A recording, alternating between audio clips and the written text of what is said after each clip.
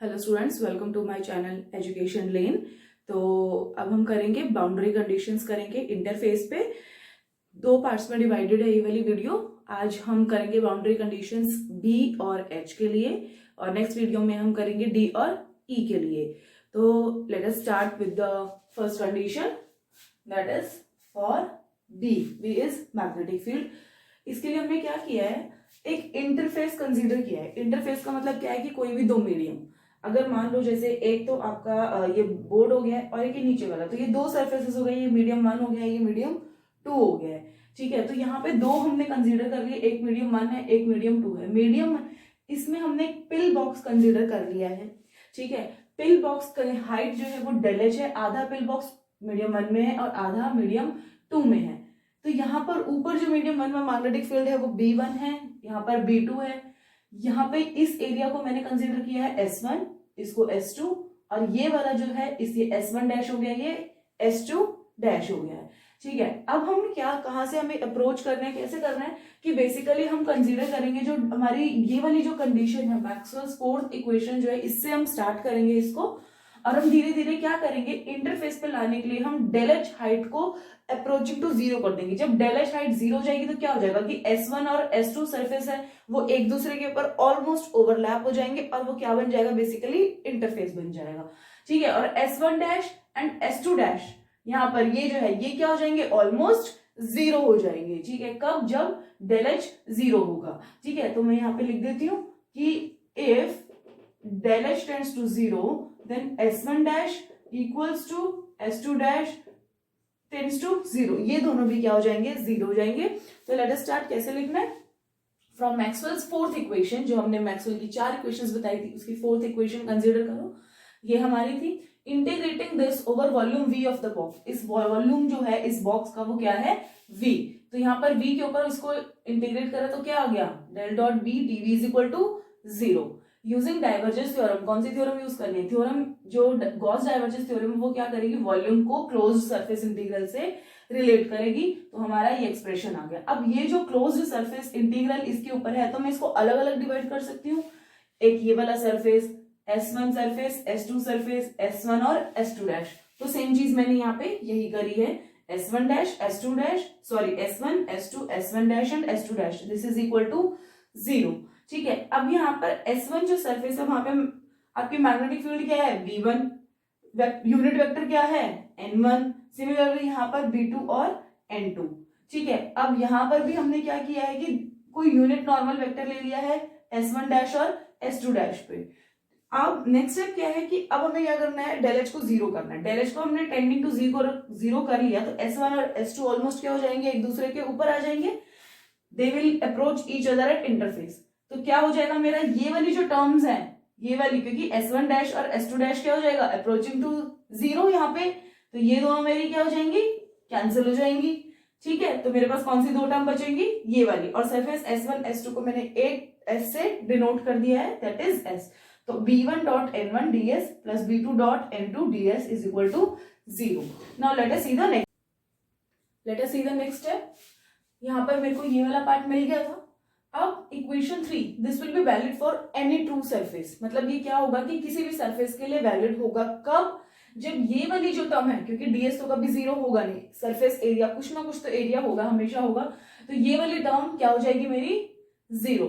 तो ये आ गई 0। अब यहाँ पर देखिए N1 ऊपर है, N2 नीचे है। अब N1 और N2 जो है वो एक तो अलग अलग मीडियम के लिए है, दूसरा ये कि ये दोनों क्या है, ऑपोजिट है। तो मैं क्या लिख सकती हूँ कि N1 यूनिट वेक्टर जो है वो minus of N2 unit vector है, या फिर वाइस वर्सा ये लिख सकती हूँ मैं। ठीक है, नेगेटिव क्या शो कर रहा है, डायरेक्शन, ये दोनों ऑपोजिट डायरेक्शन में, सेम डायरेक्शन में करने के लिए मैंने क्या किया है, माइनस लगा दिया है। तो यहां पर मैंने ये वैल्यू पुट करी है, ये आपका 0 आ गया, इसको मैं इस टर्म को इधर लेके गई, ये आ गई आपकी। अब B1 N1 is equal to B2 N1। ठीक है, N1 और N1 अब सेम है, यूनिट वेक्टर को मैं सिर्फ N से भी यहाँ पे डिनोट कर सकती हूँ। ठीक है, तो बेसिकली अभी क्या शो कर रहा है, normal component of magnetic field. ठीक है, तो ये नॉर्मल कंपोनेंट शो कर रहा है। तो नॉर्मल कंपोनेंट का मतलब क्या है कि ये वाला कंपोनेंट B1 का और ये वाला कंपोनेंट B2 का। ठीक है, नॉर्मल वाला कंपोनेंट शो कर रहा है। तो अब ये दोनों इक्वल है, तो इसका मतलब क्या है कि B1 and B2 are the normal components and continuous, तो इसका मतलब ये दोनों इक्वल है, तो इसका मतलब क्या है कि कंटिन्यूअस अक्रॉस द सरफेस, मतलब ये कंटिन्यू हो रहा है, इसमें कुछ चेंज नहीं है। अगर एक मीडियम से दूसरे मीडियम में अगर आपकी मैग्नेटिक फील्ड ट्रैवल करती है तो उसमें कोई भी चेंजेस नहीं होंगे, वो एज इट इज आपका जो पाथ है वो इंटरफेस जो है वो क्रॉस कर जाएगी। तो ये हमारी फर्स्ट कंडीशन हो गई मैग्नेटिक फील्ड के लिए। Let us proceed to the second condition. Now let us see the second condition which is for D मैंने आपको ऑलरेडी बता चुकी हूं क्या होता है, displacement vector from Maxwell's third equation. Diagram हमने सेम रखा है इसके लिए। मैक्सवेल की थर्ड इक्वेशन क्या होती है, del dot D is equal to rho, integrating it over volume V bounded by closed fill box. हम सेम तरीके से प्रोसीड कर रहे हैं जैसे हमने इसके पहले वाली कंडीशन में प्रोसीड किया था, ठीक है। वी के ऊपर वॉल्यूम के ऊपर आपने इंटीग्रेट किया, इधर भी किया और इधर भी किया है। नाउ अब ये वाली जो आपका LHS है इसमें आप अप्लाई करेंगे Gauss divergence theorem. Gauss divergence theorem फिर से क्या करता है, वॉल्यूम को क्लोज्ड सरफेस इंटीग्रल में कन्वर्ट कर देता है इस तरीके से। सिमिलरली द सेम स्टेप्स हम फॉलो करेंगे। इसके बाद क्या होगा कि ये जो क्लोज सरफेस है ये क्या है, ये टोटल इस पूरे के ऊपर सरफेस है, तो मैं अलग अलग सरफेसेस में डिवाइड कर लूंगी, S1 S2 S1 डैश और S2 डैश से जो कंट्रीब्यूशन आ रहा है। मैंने इसको डायरेक्टली इसलिए दिया क्योंकि जब मैं कंडीशन लिखूंगी if del H tends to 0, अब आपकी हाइट जब सेम तो सेम क्या होगा, S1 डैश और S2 डैश भी क्या हो जाएगा मेरा अप्रोचिंग टू 0, और यहां से जो कंट्रीब्यूशन है वो क्या हो जाएगा 0, और S1 और S2 सरफेस क्या आ जाएंगे, they will approach to interface, और उस सरफेस को मैंने क्या कंसीडर कर लिया है S, ठीक है। तो let us see the next step. Let us see the next step. D1 dot N1 ds plus D2 dot N यहाँ पे N2 ds is equal to sigma ds। अब यहाँ पे क्या था हमारा, रो dv था, रो dv को मैंने क्या लिखा है, सिग्मा ds। रो dv मैंने कब लिखा था, जब मेरा इसका कुछ वॉल्यूम था, लेकिन जब आपका डेल H अप्रोचिंग टू 0 हो गया तो क्या हो गया, S1 डैश और S2 डैश तो आपका खत्म हो गया, तो अब आपका वो क्या बन गया, एक सरफेस बन गया है। तो सरफेस में सरफेस डेंसिटी क्या होता है, सिग्मा, और एरिया क्या हो गया ds। अब यहाँ पे जो ds जो एरिया इंटीग्रेट करेंगे तो क्या आ जाएगा, टोटल ये वाला एरिया आ जाएगा, ये वाला, इस वाले एरिया को मैंने कंसीडर कर लिया है a, ठीक है। और ये किसके इक्वल होगा, S1 इक्वल टू S2, क्योंकि यहाँ पे ये दोनों पूरे सरफेस भी क्या है एक दूसरे के अप्रोच कर जाएंगे, तो क्या हो जाएंगे, एकदम पास आ जाएंगे और वो एक सरफेस बना लेंगे, ठीक है। तो सिग्मा ds को इंटीग्रेट किया तो क्या बना, sigma a, where S1 is equal to S2 is equal to a।